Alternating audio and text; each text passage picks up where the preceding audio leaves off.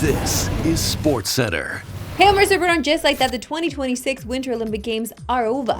The whirlwind 2.5 weeks was capped off with a gold medal game of men's hockey. One, as we all know, ended in profound heartbreak for the entire country of Canada. While there were only 3 goals scored in the game, no one would say it was uneventful. And now the dust is settled, there are some major takeaways from this game that we're going to remember for a long time. Takeaway number 1.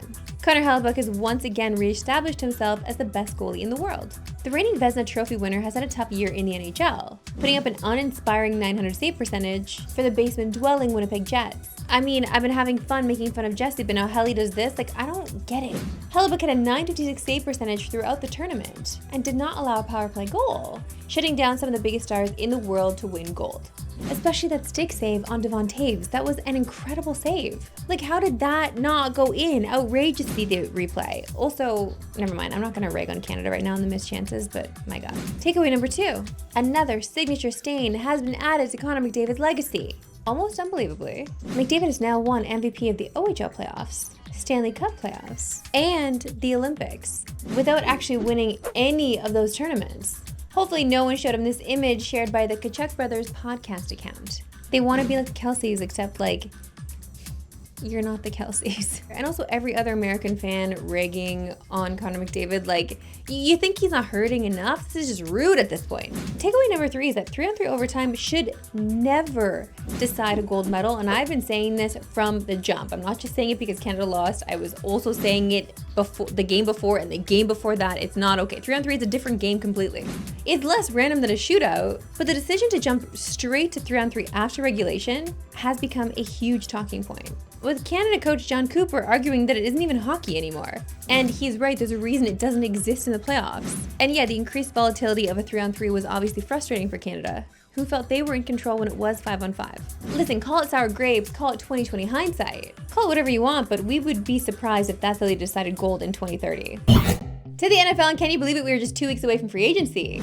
Well, sort of. It's 2 weeks until the legal tampering period begins, which, as we all know, is just free agency, as teams can agree to deals with players, but actual free agency doesn't open until Wednesday, March 11th. Now, this class has some big names. So let's take a look at them, starting with the best player in our opinion, George Pickens. In his first year in Dallas, Pickens completely dominated, as he had career highs in catches, yards, and touchdowns. His almost 1,500-yard receiving season was good for 3rd most yards in the entire NFL, and he heads into a market with a lot of teams begging for elite talent on the outside. Next up has to be Trey Hendrickson, who's been unhappy with the Bengals for what seems like forever.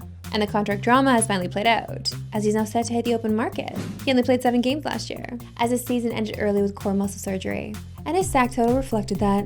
But look at the 2 previous years. Hitting 17.5 sacks in both? That's elite play. But will teams be scared off of the fact that he's 31? Turning 32 late next season, and as an elder millennial, I say how dare you.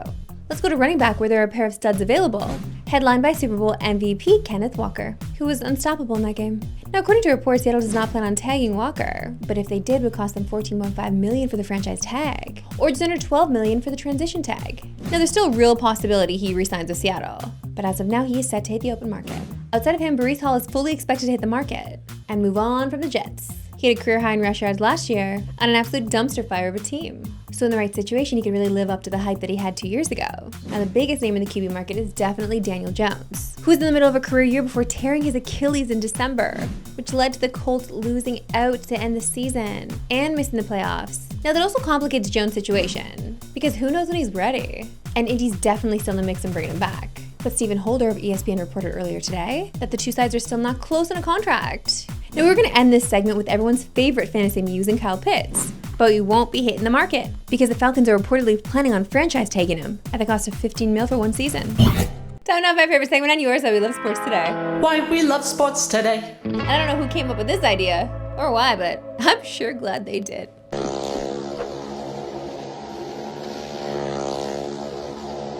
What is wrong with you? Why would you do that? Is he wearing a helmet?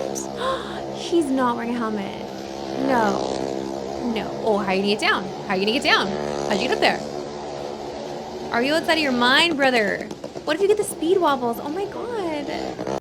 I'm sorry, I felt like I turned into their mother there for a second. I just have concerns, and I think they're valid. That's it from today with Pacific and Northeastern. No Pacific! Have a good one.